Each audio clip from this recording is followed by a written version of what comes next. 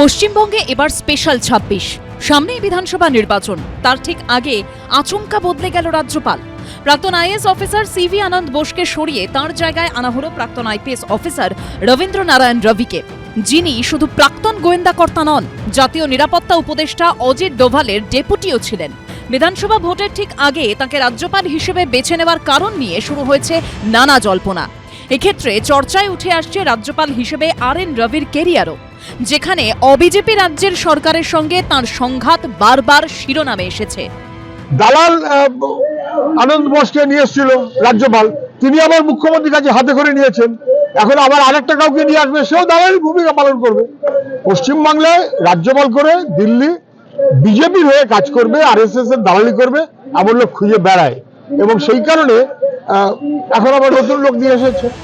পশ্চিমবঙ্গের আগে RN রবি তামিলনাড়ুর রাজ্যপাল ছিলেন, যেখানে ডিএমকে এবং কংগ্রেসের জোট সরকার। 2021 সালে দায়িত্ব নেওয়ার পর থেকে তামিলনাড়ু বিধানসভায় পাশ হওয়া একাধিক বিল এই RN রবি আটকে রেখেছিলেন। রাজ্য সরকার বারবার অভিযোগ করে রাজ্যপাল ক্ষমতার অপব্যবহার করে বিল আটকে রেখেছে। এ নিয়ে জল গড়ায় সুপ্রিম কোর্ট অবধি। 2025 সালে সুপ্রিম কোর্ট রায় দেয়, রাজ্যপাল RN রবি যেভাবে 10টি বিল আটকে রেখেছেন তা অবৈধ এবং স্বেচ্ছাচারী। 2023 সালের গোড়ার দিকে পোঙ্গল উৎসবের আমন্ত্রণ পত্রে তামিলনাড়ুর নাম তিনি লিখেছিলেন তামিজগম। ডিএমকে সহ একাধিক দল এ নিয়ে তীব্র প্রতিবাদ জানায়। বিতর্কের মুখে সেই অবস্থান থেকে পিছু হটেন RN রবি।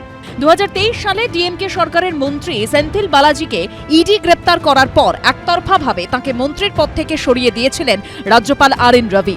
এছাড়া কখনো তিনি বিধানসভায় ডিএমকে সরকারের তৈরি করে দেওয়া পুরো ভাষণ পাঠ করেননি, কখনো আবার সরকারকে এড়িয়ে বিশ্ববিদ্যালয়ের উপাচার্যদের সঙ্গে বৈঠক করেছেন।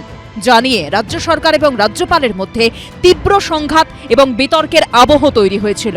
এবার সেই RN রবিকেই ভোটের মুখে পশ্চিমবঙ্গের রাজ্যপাল করে পাঠালো কেন্দ্রীয় স্বরাষ্ট্র মন্ত্রক।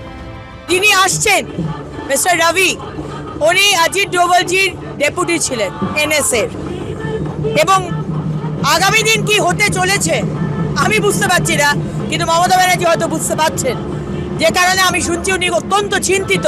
তামিলনাড়ুতে PhD গবেষণারত ছাত্রছাত্রীরা ওনার হাত থেকে সার্টিফিকেট নিতে তারা অপারগতা জানিয়েছিল, কারণ উনি এমনভাবে রাজ্যের স্বায়ত্তশাসন খর্ব করেছিলেন, তামিলনাড়ুর ছাত্রছাত্রীরা ওনার বিরুদ্ধে বিদ্রোহের রাস্তায় নেমেছিল।